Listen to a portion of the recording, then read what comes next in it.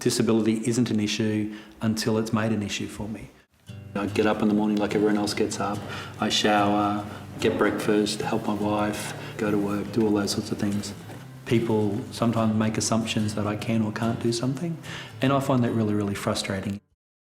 I had an accident in 1989, a motor vehicle accident. I'm sure if you asked me prior to that motor vehicle accident, how would you deal with it, I would have most likely said I'm not sure I would have been able to cope. But here I am many years on, and I think I actually am coping okay.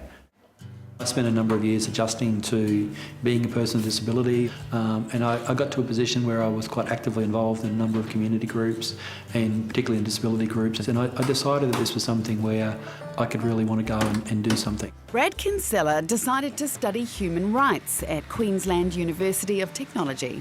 I was being taught the human rights and social and equity and speaking out and actually really defending people with disabilities and aged people and sexual discrimination, and speak out against as my university lecturer, speak out against the man, take the fight to the people. But when it came to graduation, Brad was excluded from the ceremonial parade. The university chose a venue with no wheelchair access to the front entrance. I would have, as part of the graduation ceremony, had to actually go all the way down the side of the building to the other end of this building. The wheelchair access to the ceremonial stage is down the side and round the back. The design positions people with disabilities as second-class citizens. This obviously would have made me feel pretty isolated in the fact that I couldn't be with the rest of my classmates. And I don't understand why my own university that spent 3 years teaching me about human rights didn't understand how it would make me feel. The university refused to change the venue.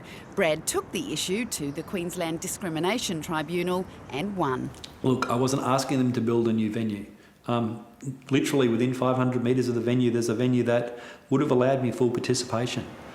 The tribunal ordered the university to shift the ceremony to an accessible venue. The Commission actually saw that it wasn't actually just about me, but it was also about the implications for other people who graduate from universities. It was a really good outcome, I think, for people with disabilities more broadly, but also the broader community.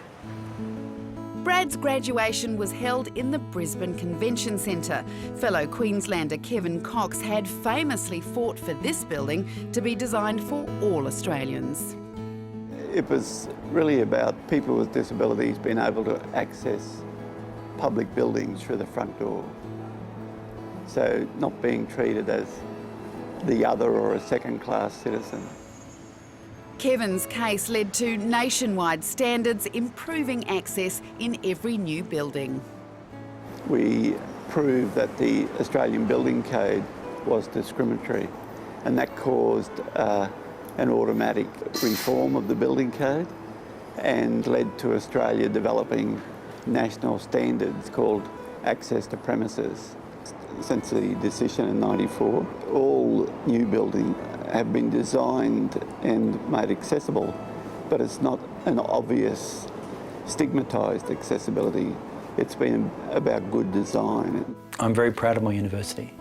I'm still a little bit disappointed in my university and how they made me feel even back in many of those years, but at the same time, the lessons that I've learnt there have really positioned me well in advocating not only for me as a person with disabilities, but in terms of people that are disadvantaged. It's okay to challenge, and even if it doesn't necessarily work out, it's okay.